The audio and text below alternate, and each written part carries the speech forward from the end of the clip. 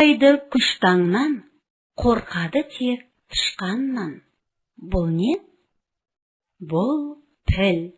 Піл сөзінің басында қандай дыбыс естіледі? Бірге айтайық. П, п, п. Мынау п әріпі дыбыс таңбасы. Баспаша түрі, ал мынау жазбаша түрі. П дауыссыз дыбыс.